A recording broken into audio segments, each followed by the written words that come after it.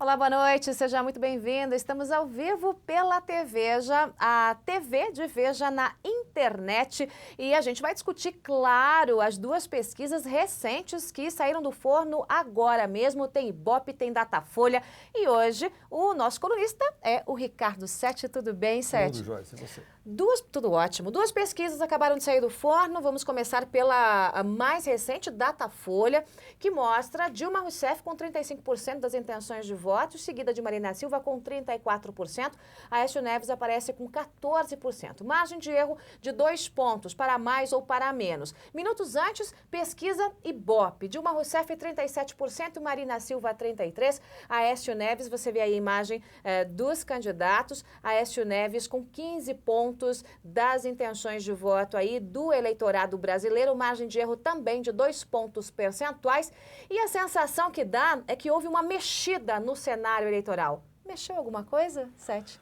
A mexida que eu achei mais surpreendente, de certa forma, é que a onda Marina, segundo o Datafolha, se deteve um pouco. Ela cresceu, ela parou de crescer, e depois de ter dado um pulo enorme de mais de dois dígitos, ela parou de crescer. Eu não consigo entender muito bem de onde que a presidente Dilma está tirando forças para resistir a esse assédio, porque os números, as notícias são ruins, né, da gestão. Economia parada, a indústria mal, o setor de serviços também, o pessoal do campo reclamando, os exportadores também chiando com o preço alto, o custo alto das mercadorias brasileiras por causa da valorização do real. O emprego desabou de uma maneira assustadora, as pessoas não notam ainda, mas os números já indicam. Então, o fato é que as duas pesquisas que você mencionou, Joyce, as duas mostram um empate técnico e ambas mostram uma vitória de Marina no segundo turno. A diferença caiu um pouquinho no segundo turno. Marina tinha, aliás, 10 pontos de diferença de Dilma Rousseff. A diferença caiu para 7 pontos, mas ainda está na margem de erro. Se a gente levar apenas a matemática em consideração, dá para afirmar que não mudou absolutamente nada. Por quê? Porque no Ibope as duas estão ali tecnicamente empatadas no limite, no primeiro turno, né, da margem de erro no primeiro turno, e o Datafolha é praticamente elas por elas, 35-34. De novo, no segundo turno, a vantagem é de Marina Silva. Ou seja, se o processo eleitoral fosse hoje e o segundo turno amanhã, Marina Silva seria eleita presidente da República. Mas é praticamente o mesmo cenário das duas pesquisas passadas, é verdade, né? Me surpreende, porque quando essas ondas acontecem na política brasileira, que é um pouco leviana até, de certa forma, há um estouro da boiada, assim, às vezes sem um fundamento sólido, não costuma haver essa parada que os números deram nessas duas pesquisas. E eu acho, eu me dei conta, Joyce, que nós não estamos, as pessoas, os comentaristas, os jornalistas, os jornais, os especialistas, não estão comentando um ponto que me parece muito forte de Marina e que deveria continuar impactando, que é o fato seguinte, ponto forte do ponto de vista eleitoral e também do ponto de vista de uma futura governança. É o fato de que ela não quer 2 mandatos. Ela já disse que, ao contrário do que qualquer outro político faria, ela disse, vou ser presidente só uma vez, não quero a reeleição e tal. Esse desapego dá a ela uma autoridade moral? Exato, é isso? Exatamente. Eu acho que o grande trunfo moral da Marina, que não está sendo discutido, mas que eu acho que penetrou assim, no eleitorado, é esse. E eu imaginei que com isso, e sobretudo com o desempenho bastante satisfatório que ela teve nos debates, e com a fuga da presidente Dilma das perguntas do Jornal da Globo, talvez não tenha dado tempo de pesquisar. Não deu tempo de medir. Que tudo isso fosse conduzir para um cenário semelhante ao dos anteriores, em que a Marina se descolando, a candidata Marina se descolando mais da presidente Dilma. Mas isso aí não está acontecendo. Ela está claramente em vantagem, mas houve uma espécie de, pelo menos, temporário congelamento do quadro, né? Esse corredor polonês a que foi submetido Marina Silva, tanto pelo lado do PT, também pelo lado do PSDB, mas com um pouco de parcimônia. O PSDB não tem usado aquela tática que do pescoço para baixo é tudo canela, né? As críticas de Aécio Neves à Marina Silva têm sido críticas ponderadas. Ele citou, por exemplo, trechos do programa de governo de FHC que estão no programa de Marina Silva. Chegou a emitir um artigo dizendo que é plágio. Diz também, olha, eu nunca fui do PT, eu tenho coerência política. Agora, a candidata Dilma Rousseff, a presidente candidata, foi muito além, né? Chegou a fazer comparativos de Marina com Jânio e com Collor. Quer dizer, fez uma agressão muito mais pesada, né? Uma coisa que passa um pouco até do limite. De uma certa forma, isso pode ter impactado na sua avaliação, Sete? Eu me surpreendi, porque a gente não se arvora em intérpretes do que o povo pensa, mas eu imaginei que isso aí fosse, na verdade, causar danos à presidente Dilma, porque... O que pode acontecer ainda, segundo os estudiosos, né? Pode porque acontecer. É tudo muito recente. É tudo muito recente. Quer dizer, uma coisa é que o Aécio Neves fazer corretamente críticas de que ela não tem experiência, de que ela não foi testada, ao passo que ele, Aécio, foi 2 vezes governador de Minas, foi presidente da Câmara dos Deputados, etc. Outra coisa é realmente passar dos limites e dizer que comparar a candidata Marina com o Collor, Fernando Collor, por exemplo, que é um absurdo, porque... Mas são biografias completamente diferentes, não há como Collor fazer... era um aventureiro irresponsável, nascido em berço de ouro, que já, né, que ganhou tudo de mão beijada. O caçador de Marajás, que era Marajá. Era Marajá, que foi prefeito biônico de Maceió. O Jânio é um fenômeno único na história brasileira, de demagogo populista, que fingia ser severo com a corrupção, severo com tudo, rigoroso. E foi um desastre absoluto. A sua passagem pela presidência, levado por uma votação nunca vista na história da República até então, foi um desastre que foi a causa do golpe militar de 64, a primeira causa originária, né? Começou o golpe ali em 64. Marina Silva é evidentemente vulnerável e pode ser criticada e deve ser escrutinada pelos adversários, pelos jornalistas, pelos analistas, mas é uma pessoa digna, uma pessoa com um comportamento pessoal decente, bastante diferente de Fernando Collor, por exemplo.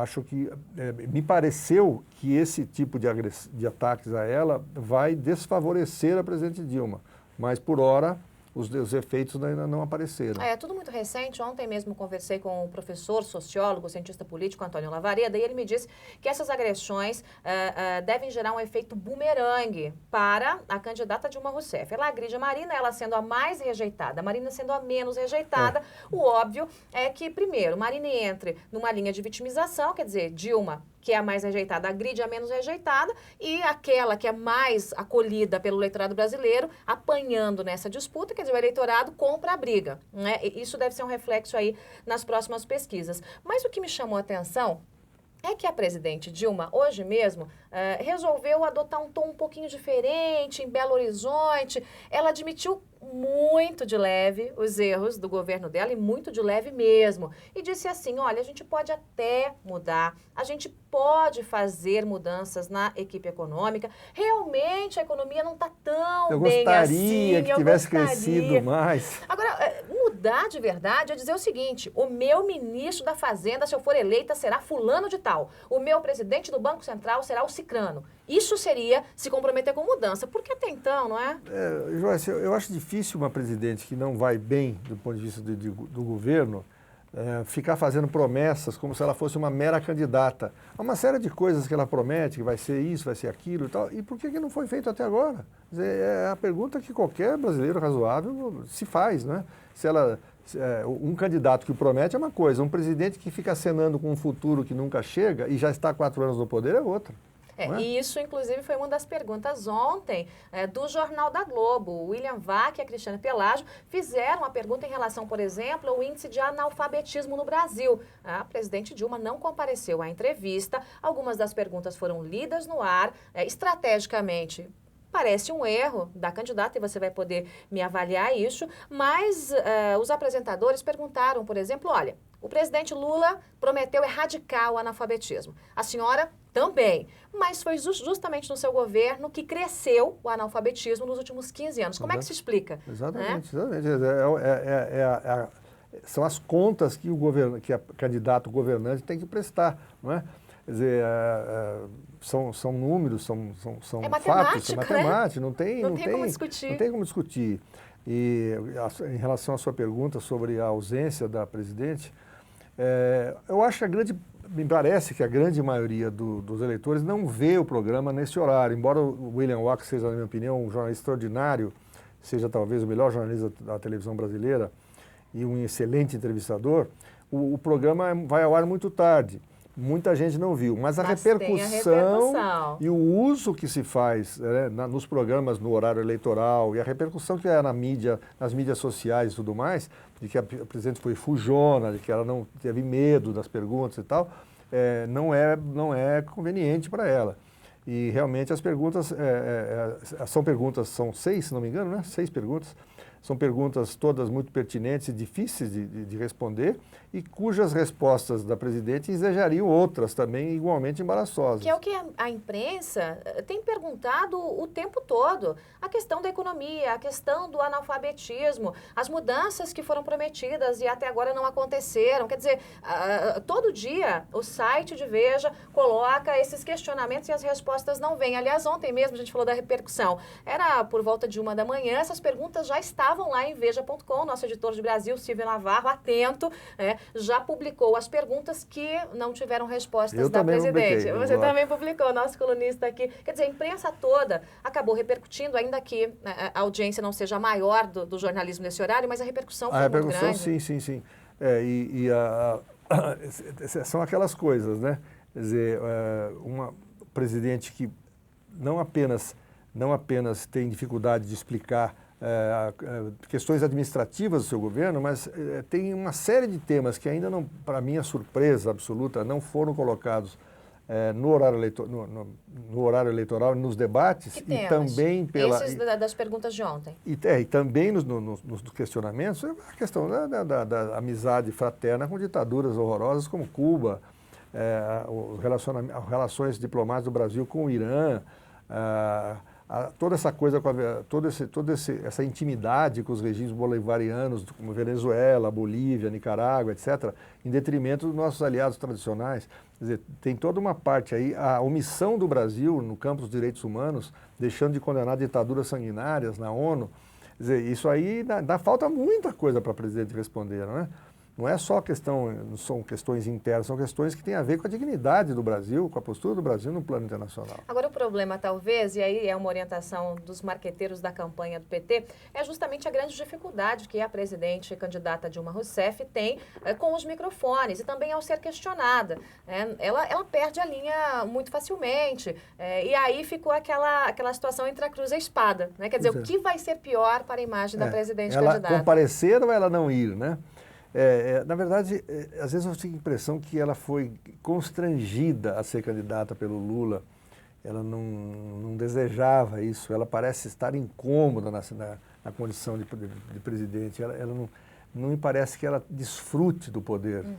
E me chama muita atenção, Joyce, no debate do SBT, patrocinado pelo UOL, Folha e Rádio Jovem Pan também, co-patrocinado, me pareceu muito constrangedor e revelador dessa situação, ela consultar textos previamente preparados, começava a aparecer que ia para a área tal, ela ia lá folhear para encontrar. E não apenas ela consultava, como ela lia os textos, dava uma filadinha ali com o olho, lia. Ela tem muita dificuldade com essa coisa elementar do político, que é a comunicação. A comunicação quer falar, quer dizer, quer se expressar. Uhum. Então, às vezes ela me dá a impressão de estar lá porque a contragosto, sabe? Como dizia o general Figueiredo, que dizia que detestava ser presidente, mas aí era outra história, não foi eleito. Bom, falamos de Dilma Rousseff, falamos de Marina Silva e, claro, temos que falar também do tucano Aécio Neves. Aécio Neves tem um dever de casa, literalmente de casa, daqueles, de casa, né? sim. Que é justamente reconquistar conquistar esses votos em Minas Gerais. O candidato de Aécio vai mal e ele já está com viagem marcada. Amanhã desembarca em Belo Horizonte, vai para Minas e vai tentar recuperar esse tempo perdido. Isso é crucial para ele, Sete? Eu vejo Aécio como um político ainda com grande futuro. Ele é jovem, ele tem uma experiência administrativa interessante, ele é bom de urna, não está indo bem na campanha, a meu ver, modestamente, a meu ver, porque ele faltou desde o começo indignação diante da situação que a gente se encontra. Indignação, ele passa uma imagem, ele é muito racional e na eleição a razão muitas vezes quase nunca prevalece. Tinha que ter alguns impulsos, tinha que esmurrar a mesa de vez em quando, ficar indignado. Acho que isso aí fez com que ele perdesse essa condição de oposicionista. Sem contar o time, que o avião, né? O momento o avião caiu na cabeça dele, né? O avião, quer dizer, o avião de Eduardo Campos caiu na cabeça dele. Ele diretamente, o Eduardo Campos não ia conseguir avançar, porque era muito desconhecido, talvez para o futuro, e ele seria o opositor da presidente Dilma e iria para o segundo turno com chances de vitória. Agora a coisa complicou. Agora, a situação, como uma pessoa que tem futuro político ainda pela frente, muito, ele não pode de jeito nenhum ter dois problemas. Ele não pode perder a eleição presidencial em Minas, obviamente, e ele não pode perder a eleição para o governo do Estado.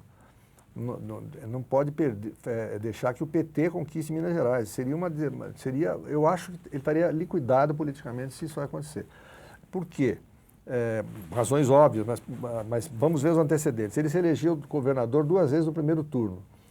Ele tirou do bolso do colete um homem, um belo gestor, um belo administrador, um técnico, que é o Antônio Anastasia, que foi seu secretário de planejamento, e colocou como governador. Ele começou com 3%, 4% das intenções de voto contra o Hélio Costa, que é um político muito conhecido em Minas, e o Anastasia ganhou no primeiro turno a eleição para governador, enquanto ele, Aécio, obtinha a maior votação para senador da história de Minas. Ele conseguiu fazer os principais cargos do jeito que quis até agora. Até agora. E agora, talvez por uma escolha que não foi tão feliz, mas parece que por causa das bases e tal, ele escolheu, no momento que se fala da nova política, de renovação, de mudanças e tal, escolheu um político que tem uma boa trajetória, mas que tem uma imagem de velha política, que é o ex-prefeito de Belo Horizonte, ex-deputado, ex-ministro Pimenta da Veiga, que já é uma pessoa com mais idade cronológica e tem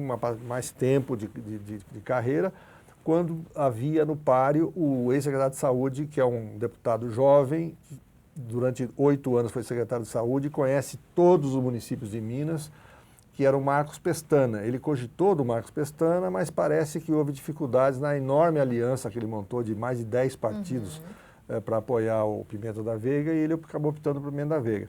Agora ele tem obrigação, do ponto de vista dos seus próprios interesses, ele tem a obrigação de levantar a candidatura do Pimenta da Veiga e fazê-la vencedora. Porque o Anastasia, que é candidato a senadora, está disparado na frente, já ganhou, já está eleito, com 45% dos votos totais. Dos válidos, ele deve estar com 65%. Aécio tem que resolver esses problemas em casa e logo, o tempo é curto. O tempo é curto.